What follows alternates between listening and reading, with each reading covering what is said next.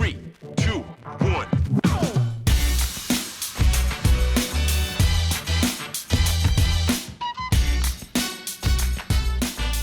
Nah, we need to get straight to the elephant in the room, mate. I'll be honest, because it's what the people want, mate.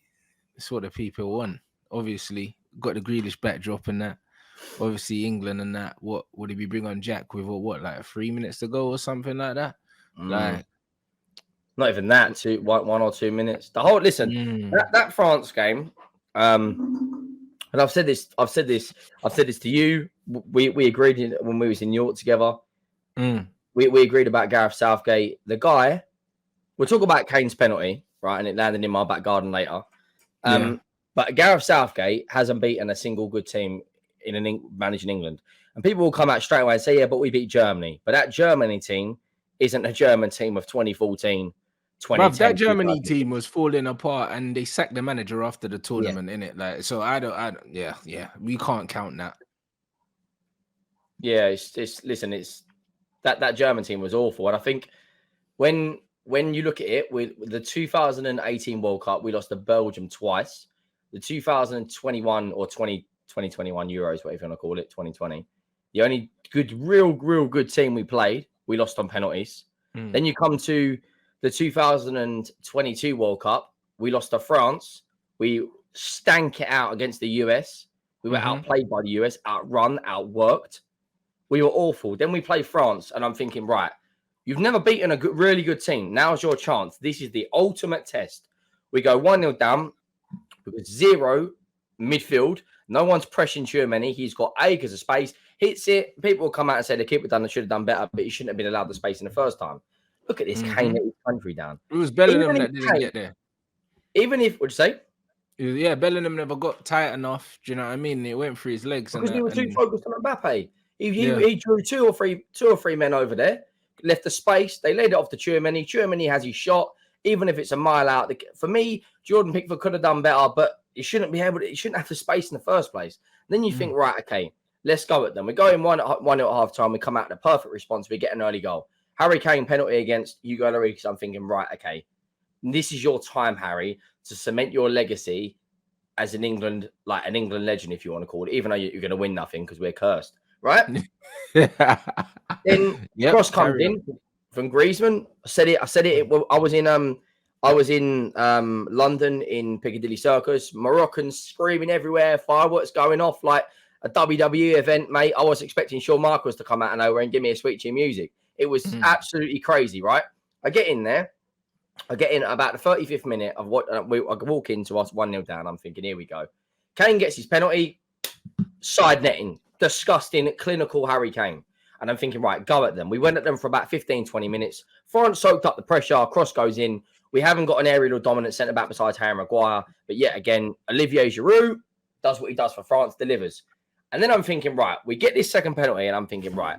I turn my back to the screen. I was like, this is it. This is Harry Kane, mate. He rarely misses penalties. I think he's missed 3 or 4 in his career. But to put it that far over the bar and not hit the target there's no excuse. You can come out and say he bottled it, fair enough. But you tell me, Rants, who would have taken that penalty if Harry Kane didn't? Who in that England team? I can't remember who was on the pitch at the time. So we had, like, when you're talking, like, we had, at the time, we would have had Saka, Kane, Foden, Henderson, Rice, Bellingham, and the back four would have been... then Saka takes it because he takes penalties for Arsenal. But Kane takes penalties for Spurs. Yeah, I know, but he's already scored the first one and he's taken a penalty against his teammate and he psyched himself out. That's what happened. Do you know what I'm saying? Someone in the chat said he's missed 3 pens this season already. Fuck. Yeah. No, I didn't know.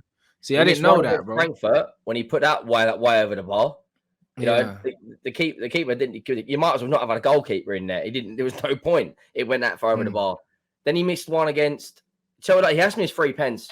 Yeah. So Harry Kane's gone from not missing penalties to missing 3 in one season, bro. Like, so there you go. So after he scored the first one, you just know, innit, like that he's missing the second one. If I knew those stats, I didn't know those. Obviously, he's coming up against a goalkeeper that knows him. Kane psyched himself out because Harry Kane stepped up. He went his favorite way the first time. I'm surprised Lloris didn't go that way. Lloris probably thought Kane knows that I know he likes to go to my right, so I'm gonna go to the left. So after Kane sends the keeper the wrong way in the first instance, yeah. Second instance, Harry Kane says, you know what? I'm not going to change sides. I'm going to double down and go the same way, but I'm just going to go with extra power.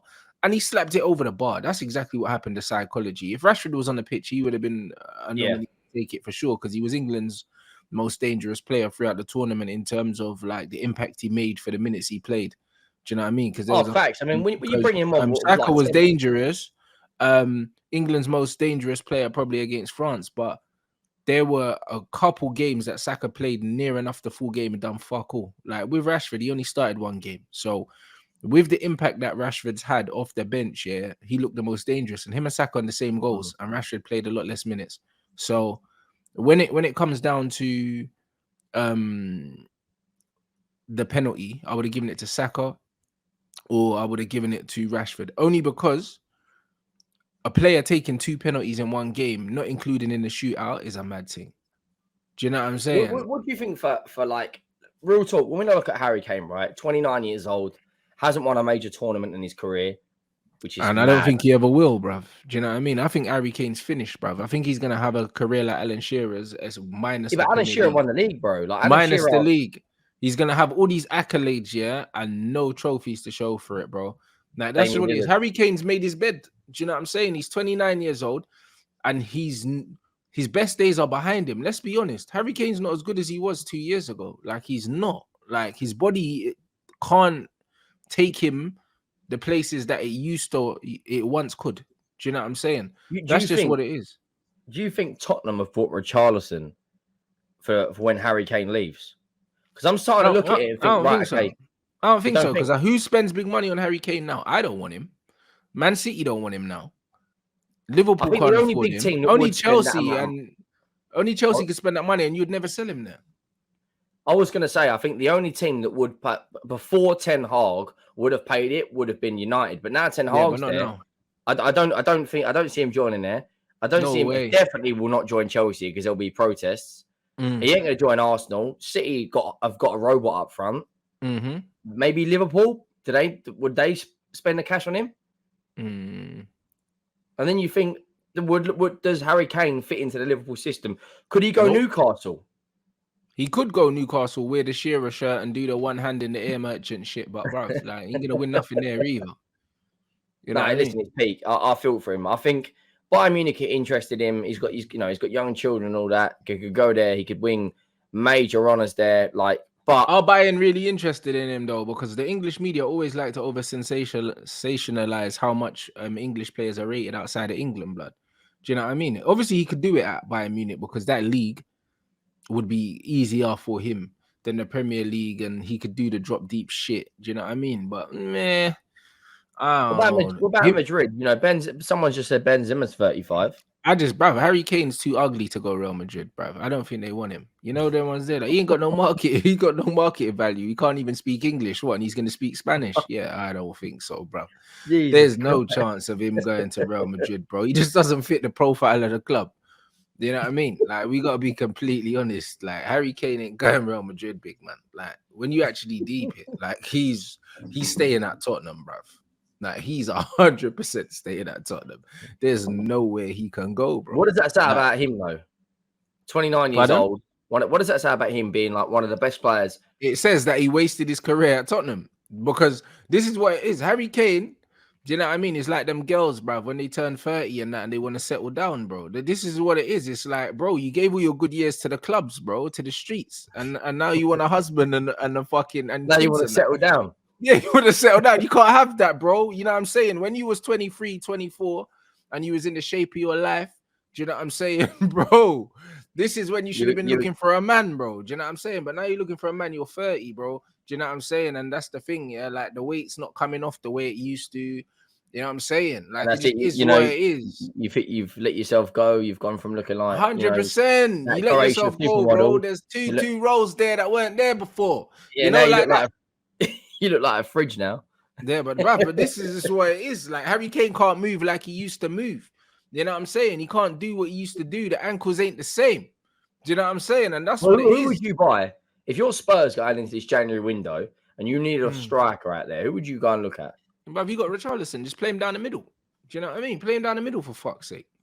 You know what I'm saying? That's what I'm saying. That's why I think sometimes give Harry Kane a seat on the bench, play Richarlison down the middle so he can do what he does for Brazil, because we haven't seen the Richarlison for Brazil for Tottenham because he hasn't been given the opportunity to play down the middle. He hasn't. I think with Brazil, we'd need to buy a lot more creative players around him, because he'd literally be getting 1 or 2 chances a game. And if he doesn't bag, then that's it. That's the only thing we say about Harry Kane. When he gets that chance, he bags. People just come out and say, Vlahovic, Lautaro Martinez. Tottenham ain't going to go out. Martinez is a fucking scrub, man. Let's get that right. He ain't gonna... I mean, let's get that right. He's fucking shit, innit? You know what I mean? As soon as Argentina brought in Alvarez, bro, they look like more like a team. I think Alvarez has 4 goals or something like that. Bro, Lautaro is a fucking scrub, bro. I don't even know if he scored in the tournament, bro. He's awful. See, someone said someone said a comment about when you look at Kulu, Richarlison, Son, decent front three. It is a decent front three, but this season Son has been ineffective. Kulu's had injuries, and Richarlison ain't had the chances. Son's dusted as well. I'm gonna be real. Son and Kane, yeah, they're both over the hill. You're just a hater, man. Cole, you're just a hater. They're both over the hill, bruv. What? Heung-min Son's what? 30. And Harry Kane's 29, bro. Them man are dusted, bro. Them man are finito. Unless everyone comes out, right, and says to me, oh, you've won nothing. And that's fine. But when people have to understand